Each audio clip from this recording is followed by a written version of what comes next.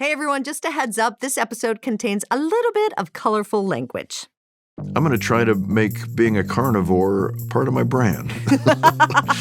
My estimable bride, Megan Mullally, I met her for the first time, and it was quite terrifying because she seemed like another species. Being raised by very decent people can be a real pain in the ass sometimes. I'm Rachel Martin, and this is Wildcard, the game where cards control the conversation. My guest this week is Nick Offerman. There's something about Nick Offerman that feels of another time. Nick got famous as Ron Swanson in Parks and Rec, but he won an Emmy for his role as a survivalist in the HBO show The Last of Us.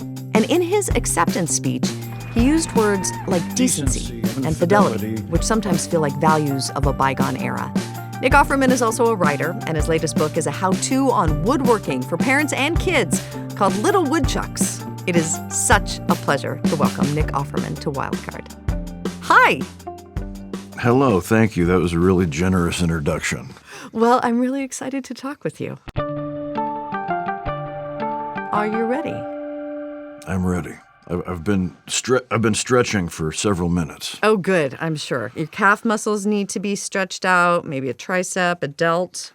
The hammies for me. I got to keep the hammies loose. Oh, yeah. Yeah. I can't really speak extemporaneously unless my hamstrings are loose. First three cards, 1, 2, or 3? 2, please. 2. What's a place that shaped you just as much as any person did?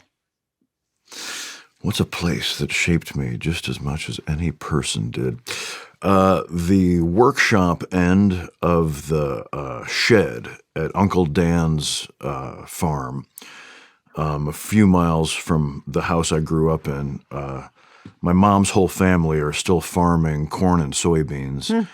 And Uncle Dan is the oldest of 4 kids, so he sort of became the de facto big farmer. That was his CB handle, Big Farmer. And at his house was the enormous shed that housed a lot of the tractors and combines and farm equipment. Yeah. And at one end of it was just called the shop. And the shop is where all of the tools lived. Mm-hmm. And it's where they were able to fix anything. There was a very Han Solo and Chewbacca feeling to the shed because if you could at all help it, you never paid anybody to fix anything, and you never bought a new part if you could help it. No, that's right. Uncle Dan and his younger brother, Uncle Don, would fashion new parts out of coffee cans, and they were just incredible MacGyvers of inspiration. Where was this? Remind me where this was. Where you grew up? A small town called Minooka, Illinois, right.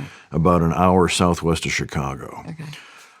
And so, I mean, just seeing what happened in there. And then as I became a teenager, Uncle Dan's son, Ryan, my cousin, who was my closest bestie growing up, he bought an El Camino, like a 1970 El Camino. Nice. That he fixed up and did a paint job on, and he let me help him sometimes. And so that was one of the places where I just saw the way that we could affect the world around us with tools and ingenuity, and how that was much cheaper than going to the mall, but also sometimes more frustrating.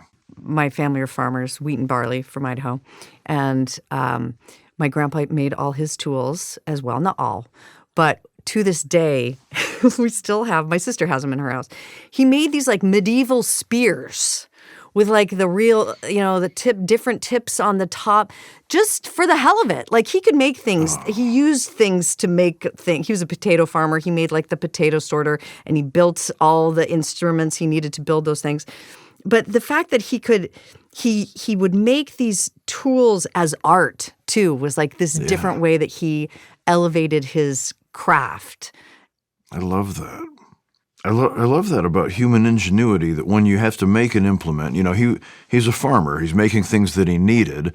But, I was making a canoe paddle one time, and I really enjoy taking a rectilinear piece of wood and shaping it down to a canoe paddle, and you can start to feel the use in the paddle as it takes it. You're like, oh, wow, I can feel how this is going to work so efficaciously.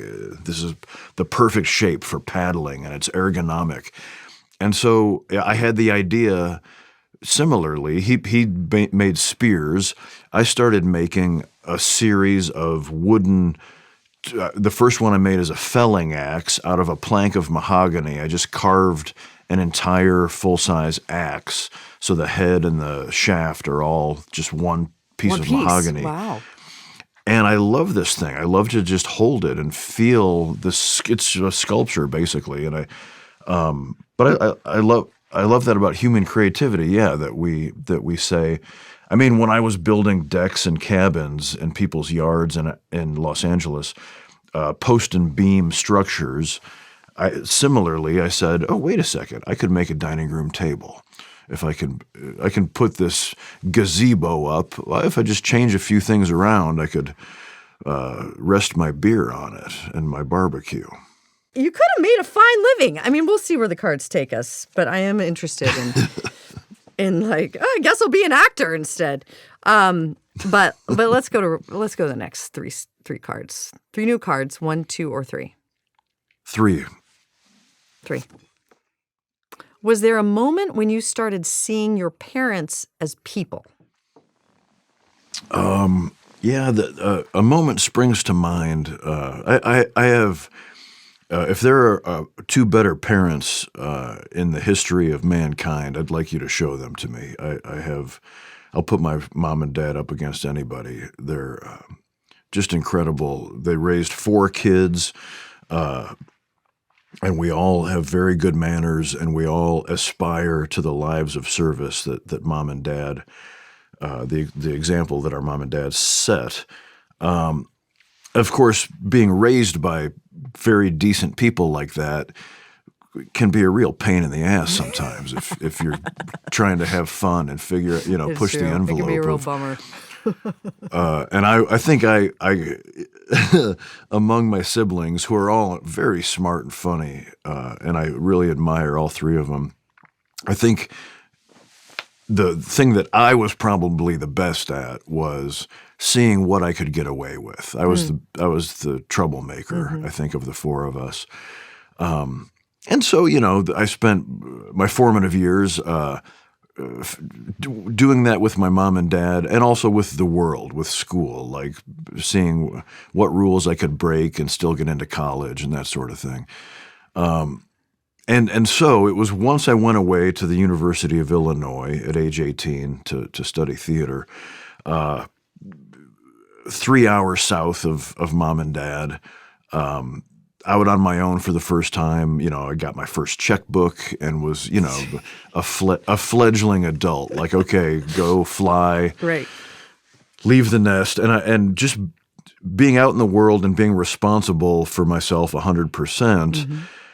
It just fell on me. I remember going, and this is 1988, so I had to find a payphone and call my dad and say, so, hey, Dad, it's Nick. First of all, I just want to apologize for the last 4 or 5 years. I immediately see how patient you've been with me and all the lessons that you and Mom have given me, which are just be decent, work hard. If you're going to do a job, do it right. Treat everyone with the same respect that you would like to be treated. Just these wonderful, incredible values, these bedrock moral lessons just landed on me. Just with distance? Like you just got away from them and all of a sudden were you making friends or being exposed to people who did not have such great parents? That definitely was the case. A lot of, it's sort of a trope that people end up in showbiz if they have traumatic childhoods or if they're not getting enough love one way or another. Yeah. So that I definitely had a lot of epiphanies happening, but mainly it was just I think being out of the sort of nest of security that I lived in with my mom and dad. And so just saying, okay, I have to take care of myself. I have to do my own laundry and, pay my bills and be responsible in a way. I have to cover all of these responsibilities that mom and dad have been taking care of. And that's when the epiphany occurred, where I said, but I know everything. I know the right way to do everything. Yeah. And it's so simple. It's all mom and dad have been telling me my whole life. Huh. They do sound like good parents. They are. I mean, they're still at it. You still have them? They're still walking the world? They're young and spry. And Dad is the mayor of our small town in Manuka. He just ran unopposed for the second time. Wow. Which means, in the political cartoon, he'd be right. My mom would be carrying him around town on her shoulders. Like, it's that kind of household where they're both pretty heroic. Wow. That's amazing. I'm very grateful. Yeah. Last one in this round. 1, 2, or 3? 1, please. Well, this is a little bit similar.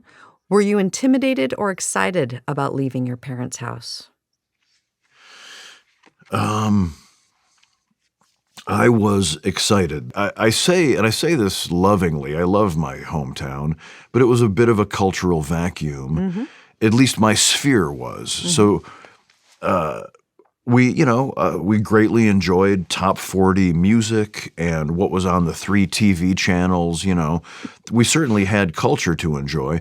But once I got to theater school and I met my counterculture friends who said, I was like, yeah, I love the Beatles. I want to hold your hand, right? And they were like, no, man, here is marijuana. Here's the White Album. Here's Abbey Road. And I mean, and it was just years of this, of forming my tribe, which became this theater company called the Defiant Theater in Chicago. They turned me on to, we watched Twin Peaks religiously, Laurie Anderson, David Lynch, The Talking Heads, They Might Be Giants, all of these wonderful writers and filmmakers and musicians. That there just wasn't anybody, there weren't any tea heads in Manuka like hepping me. One of my first roommates, Rob Kimmel, gave me his dog-eared copy of On the Road by Jack Kerouac, and I was like, oh right, I'm a hedonist. I want to live an artistic life. I want to be considered a member of the Beat generation somehow. Yeah. So you were ready. I was, I felt like I had, I had a journey waiting for me out in the great wide world of marijuana and the Revolver album. Just saying. I mean, and other intoxicants. Yeah, I don't. Right. I'm not a specialist. But I knew that that I was leaving behind the great comforts, the domestic comforts. Yeah. My household always felt like Little House on the Prairie. It had that kind of goodness to whatever narrative was happening to us on any given week. Does that mean your dad was Michael Landon? I love Michael Landon. I was an altar boy in the Catholic Church, and in hindsight, it's funny to me how many ladies on the way out of church would tell me how good-looking they thought my dad was. That starts to get awkward, doesn't it? When you're like, okay. It is a little weird, yeah. And now we're going to talk about your book, which, congratulations, by the way. Thank you. I mean, you've written about woodworking before, but this is the first time you've done something specifically for kids and parents? It is, yeah, for sure. The idea behind this one is to encourage families to make things together and to teach your kids how to use hand tools. But secretly, I'm aware that, like most of our population, more and more has lost the ability to use hand tools and the knowledge to fix things even around the house or on their vehicles or what have you. So not so secretly, it's like hey, parents, teach your kids how to use these tools, and also maybe you could learn to use the tools. Right. And you might really find that they're really fun. I mean, I have no doubt that my 13-year-old and 11-year-old boys would be into the idea. It's me who's the problem. I am intimidated by the process. I mean, I read the book completely, mostly because it's hysterical and it's some good grown-up writing too. There's more than one like "God damn it" in there, which is just like a good grandpa swear word. But then you get to like the pages where there's pictures of all the tools necessary for each item, and I just look at that. And that feels like a complicated trip to Home Depot, and then I will purchase the tools, and then I don't know what to do with them. Instead of being intimidated, first of all, and I'm glad we're getting this on NPR, you don't want to go to the big box store that you mentioned. You don't want to go to a big corporate home store because they don't have generally people who know much. In fact, there's a famous Ron Swanson scene where somebody comes up to him at one of these stores and says, "Can I help you?" And Ron says, "I know more than you," and like blows past him. That's not true for me, but I hear what you're saying. Like, go to a place with expertise. Right, you have the right idea, but instead of these big stores where just by the corporate template, they're not going to have all they're hiring young minimum wage people who don't they don't know. Yeah, and what you need to do is go to a smaller independent hardware store and take the book and say, look at this fun book and look at here's what I need. Yeah. And that's the thing is, it's so fun because you'll find people that care about these things that aren't just in retail selling you like a new flip phone or something. Right. They're like, oh, that's fun. And they'll say, well, here's this kind of glue and are the pros and cons, or here's this other Tight Bond 3. Right. This is good for exterior. Or C-clamp. Yeah. I learned what that was reading your book. It's incredible. It's so fun. And then there's another part of what you touched on is when you feel nervous about this yourself, if you have, would you say your boys are 13 and 11? 13 and 11. I mean, I'm in the sweet spot. Demographic, yeah, because if the three of you do it together, what you'll learn is one of you will be the best at something, one of you will suck at something, and you'll mess things up, but you'll figure out together. Yeah. And the thing is, somebody's going to be an ace at like cutting to a pencil line, let's say. Mm-hmm. But then the other one or two of you are required to hold things in place and to do all of these actions together to understand. And it is so much fun. It's like doing a jigsaw puzzle, but more substantial. And when you're done, you actually have a tool or a toy or an implement that has improved your life. It's not just the diversion of a game. Right. You've made a set of tongs that you can use to flip your sausages. The tongs are the best thing in there. I love the tongs.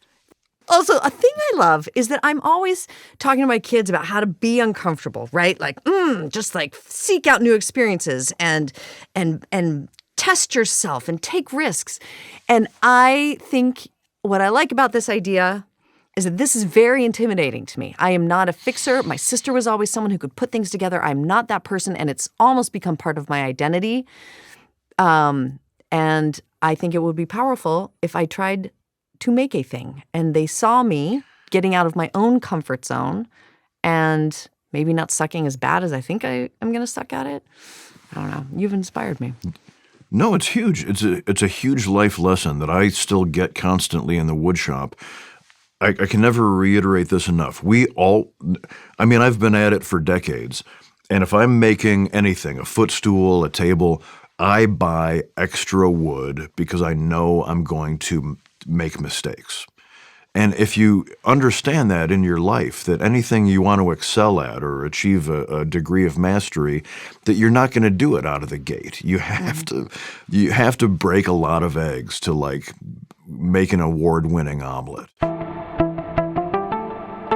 3 new cards. 1, 2, or 3? 3, please. 3. What's the biggest risk you've ever taken? Crazy question. What's the biggest risk I've ever taken? I guess the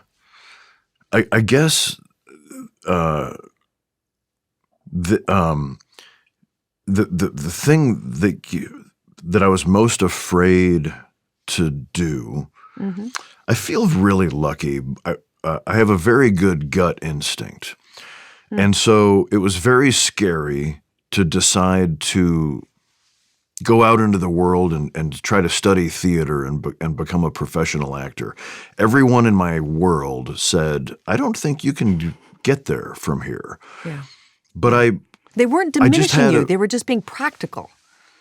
They were. Yeah, yeah. I did a play in 2000 with my estimable bride, Megan Mullally. Mm-hmm. And I met her for the first time, and she was about to win her first Emmy for Will and Grace for playing Karen Walker.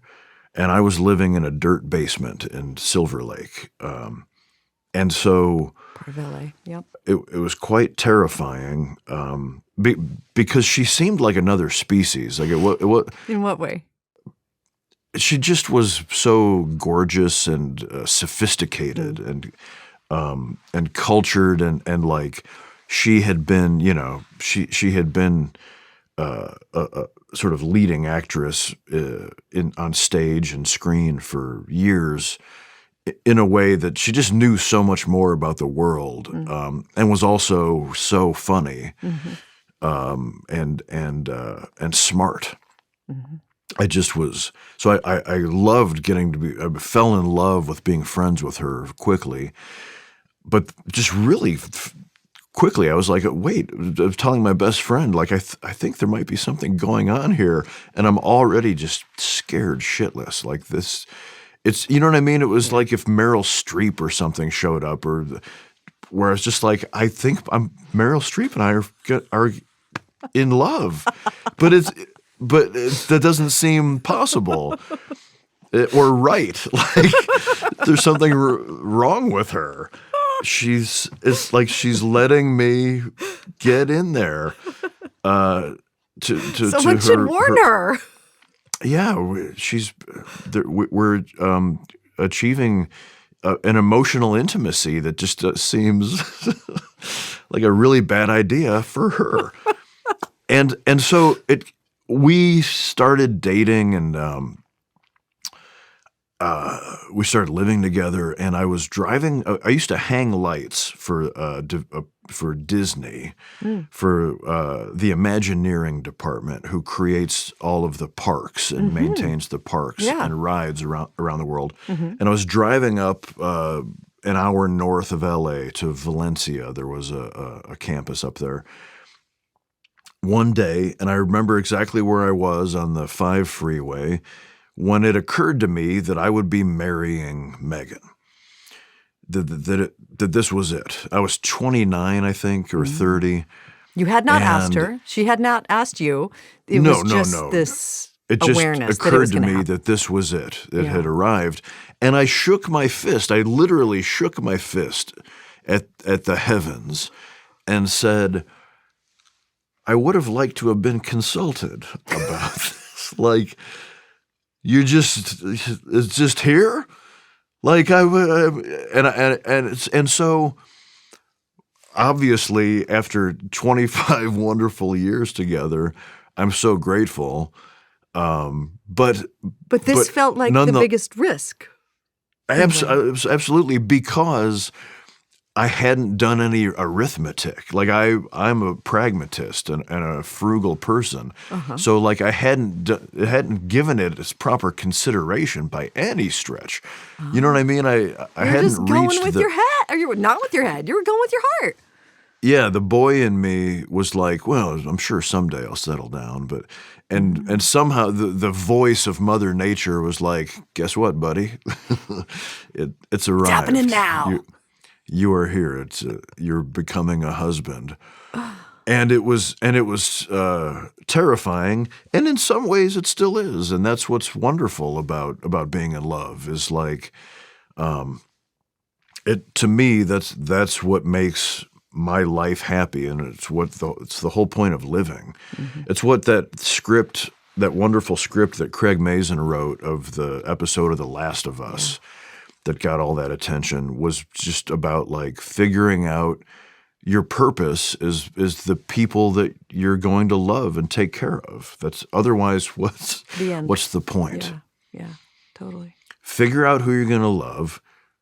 Go to an independent hardware store, get the things you need, make some tongs, cook some goddamn sausages. Call it a day. Do you really make your own sausages, by the way? There's a lot of sausage references in the book, and it led me to think, do you make your own sausage? That feels... No, you mean from scratch? Yeah, I mean from scratch. Oh, you make hell your guy, no. you? Oh, okay. No, God, I mean, I probably will make my own sausage, like knowing myself. Right. Eventually, you're going to get there. Yeah, it's I admire. There was a wonderful guy that taught school with my dad named Lou Vergimac, and Big Lou made sausage, and his bratwurst as a kid. I think that was that was my gateway meat delivery system, where I was like, I'm going to try to make being a carnivore part of my brand. And by God, here we are. Check. Yep. 3 new cards. 1, 2, 3. 1, please. What emotion do you understand better than all the others? These are wonderful questions. What emotion do I understand better than all the others? Gosh. I mean, my family and I are famously taciturn, and so I keep the answers that occur to me are not emotions; they are states. I'm like, well, patience, satisfaction. Wait, say more about satisfaction. Well, Wendell Berry says, "Good work." Oh, hell, now I'm nervous. Good work is our joy and salvation, I believe. And what that means is looking in your life and understanding, seeing the work that needs doing. And it often involves stewardship, caring for your people and your property and your agriculture, which in my case, I don't grow a crop. I grow woodworkers and things made of wood. Like it's an easy analogy to make. Everyone is a gardener or should be. And so I have good work to do and I do it and I do my best at it. It's flawed. It's never, I haven't won a lot of trophies for a lot of my work, but I feel very satisfied knowing that I'm not a wastrel. I'm not. I don't engage in a waste of time. I will. I'll always be a flawed donkey, but I'm going to, I think, get good grades in the final reckoning because I'm not spending a lot of time down at the pub or avoiding my work. Which also applies to our relationships. Good work is our joy and salvation. But ultimately, that keeps me. A lot of people in showbiz, and I think just in modern life, in this information age, suffer from anxiety. Mm-hmm. The deluge of information and choice is very bad for people, because that's the thing about the fear of my marriage is like, have I considered all the options? Right. You know, have I? Right. Is there an app I haven't even heard about that I should, you know? And Right. and ultimately, I love the simplicity that I've achieved, and that allows me to be satisfied. You know, if I think to be satisfied is an emotion. We get to define the terms here, and I think it qualifies. well, then I'm grateful. It's very important. You know, it's one of those things, like a Mary Oliver poem, where living in a way that I like to live in a way that if showbiz calls up and says, "Okay, Nick, your cheekbones are not cutting it anymore, and we're going to cancel you for any one of the reasons that you know why." And I would say, "Okay, I've been kind of expecting this call. It's been a good ride." And you know what? I'm satisfied. I'm going to go to my shop, and I'm going to learn how to make sausage. Yeah, that's right. That's right. You know what? There's always more work to do. I'm telling you, this if you see within 5 years Offerman sausage hitting the shelves, I'll probably quote you on the label, like it's. I mean, you have. That's all I can think I love about a pork now. product. It's like, I'm just saying. How am I not grinding my own sausage There are all meat? these beautiful pictures of cured meats in this woodworking book, and I was like, "Did you make these meats?" You know what I need Nick Offerman? for my sausage? What? Sage. Fennel. Fennel seed. Fennel seed. That is easily procurable. This is exciting. Beliefs. Which, well, I'm not going to say anything. We're just going to go with it. Cards control the conversation. 1, 2, or 3. 3, please. How do you think your life should be judged? How do I think my life should be judged?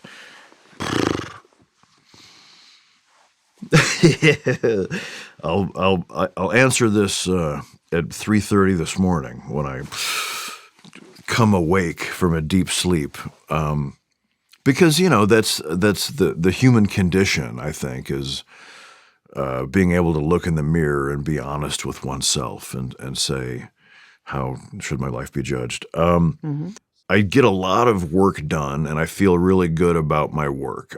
And I recently had to move my wood shop after 20 years.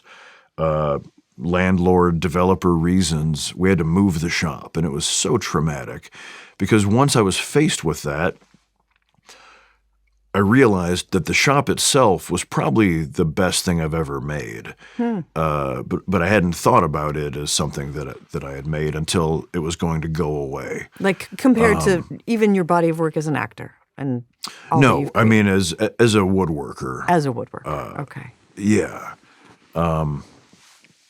And so it was very traumatic, and something, one of the choices was, well, this is going to be such a pain in the butt and really expensive to move the shop, to find LA real estate that's not an hour away, that's affordable, and that all of my woodworkers who have chosen the sort of hippie life of riding a bicycle to the wood shop to make things out of wood, how can it service all of them? And so the first obvious choice was, well, you should throw in the towel, like let it go. It doesn't make a profit. It's not a money making scheme by any stretch. And I didn't think about it very long at all. I was just like, nah, I think it's part of my gardening. I love trying to make a happy, healthy life for 4 or 5 people who have chosen the life of a woodworker in Los Angeles and so, we went through the trouble and expense of moving it. And so I try to make choices. I try to err on the side of generosity and taking care of others. And I think I won't get a failing grade. Yeah. 3 new cards, 1, 2, or 3. 2, please. What's the most religious thing about you? What's the most religious thing about me? I was raised in the Catholic Church. My mom and dad are still great examples of they're the greatest Christians I've ever met. And guess what? They never have said to anybody anything about Christianity. Right. They both work at the church. They just live it. They just do it. They live it, and they lead by example. I just wish, I wish everyone could understand that. But what about you? Well, I'm setting up the foundation where I was brought up in the Catholic Church, and I was an altar boy. It was a big part of my life. But I knew the whole time that the Catholic Church wasn't for me, which I came to learn. It was part of what sent me to the theater. Sitting in a church, a full church, and hearing the lack of enthusiasm. And the general what I perceived to be a pretty ineffectual delivery of storytelling. Right, could be so much better. Right. Yeah, I just felt like it was it's not a good system, And lo and behold, and it's funny, I haven't actually made this connection until now. But lo and behold, I was like, I need to go to the theater. And I had seen some theater as a kid around. But I'm interested in the connection. People are at the pulpit, and there's stories that are being told, and intuitively you're like, that person's not a good storyteller. I know the impact of that story could be more profound, and I think I'm going to take my shot, maybe telling some different stories. Exactly. And so I mean, I was led, like a Parsifal, the fool. I was like Siddhartha. I was led to the theater, and my sensei, Shozo Sato, one of the first things we learned in kabuki theater is everybody with a towel in a sort of yogic exercise lined up all the way across the stage does this sliding the towel like downward dog move and then up. And then in that way, you do your warm-up and stretching, and you've also just cleaned the stage. Yeah. And it's a great example of the theater and the tradition of storytelling became my religion. One of the many sort of Zen koans that Sensei passed along to me and his many students was the way of the art is the way of the Buddha, which means that everyone has a gift. Mother Nature has made us all the greatest at something. And our job in life is to discern what that gift is and then discern how to use it to be of service to others. The way of the art is the way of the Buddha, which means, so your art, whatever your art is, and that you could be an accountant, it doesn't have to be a literal art, but whatever your art is, that is what is holy about you. And manifesting that is, and so that just really struck me. And that is part of why I still have my wood shop. And it's part of why, I don't have to write books. I'm doing really well as an actor. I could buy a boat and smoke cigars and get fat. But it's that took root in me. The way of the art is the way of the Buddha. And so for whatever contribution I can make, whether it's like literally profound good writing through a dramatic role, or a really stupid comedy that makes people, people in a hospital bed laugh and forget about their aching pancreas, or if it's something in my wood shop or anything in between, all of these things that I feel religious about. Last one, Nick Offerman. 1, 2, or 3? 3, please. Well, I think you have answered this in different forms, but I will ask it because that is what is on the card. What does it mean to live a good life? What does it mean to live a good life? For me, it's paying attention.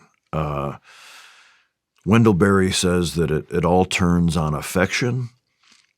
And so, when things make me mad, which they often do, or people make me mad, I'm of a mindset, and sometimes I succeed at finding my affection for them. Mm-hmm. And that said, for me, for whatever reason, I do have I have an onboard skepticism that I guess came factory standard, where I have a mistrust of humanity. Okay. What we have done with our incredibly clever technology and wealth and ability to create more and more comforts in our daily lives is being used to the detriment, ultimately. Like we're slowly destroying our planet by making ourselves so comfortable.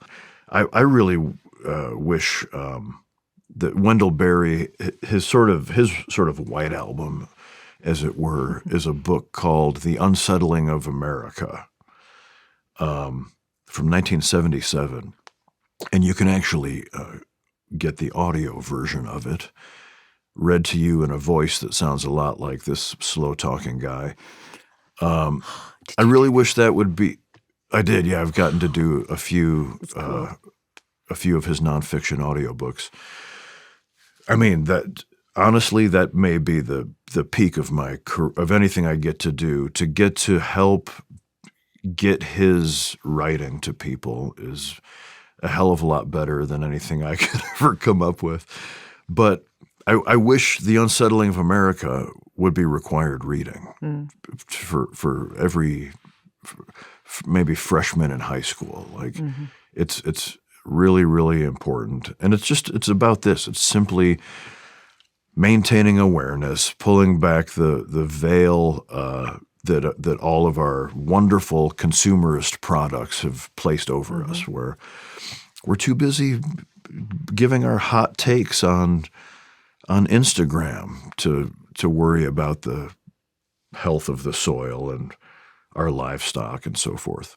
So it's just paying attention, I think, because when you pay attention, then you notice the health of your family members, your community members, and so forth. And you just keep expanding that. And again, it's a bunch of neighbors sharing a piece of land that happens to be a planet. We end the show the same way every time. You take a trip in our memory time machine, which is just me doing this.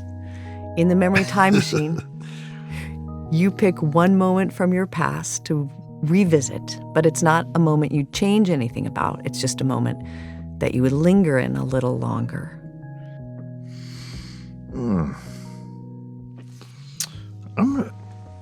It's funny that in the wheel of life, it's like all of these things are passing. But I'm going to stop at Grandpa Mike. It occurred to me earlier when I was talking about it, I think the first question, the shed and the shop in the shed at Uncle Dan's, their dad, my grandpa Mike, he was, the patriarch of that tool tradition that, that has carried on through the generations in our family. My grandpa Mike and grandma Eloise, they lived in this really nice, humble old farm on Ridge Road, on top of a hill, and they had a nice garden out back.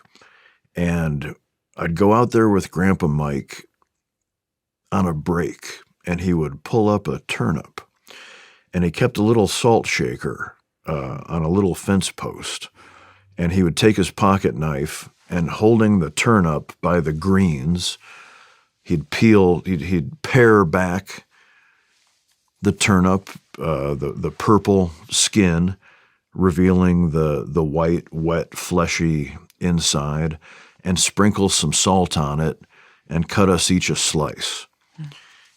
And that was as good of a family moment and a snack as any sausage I've ever come across.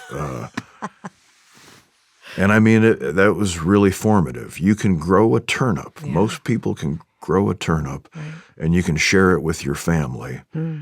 But don't forget the salt. Nick Offerman, it's been such a pleasure. Thank you for doing this.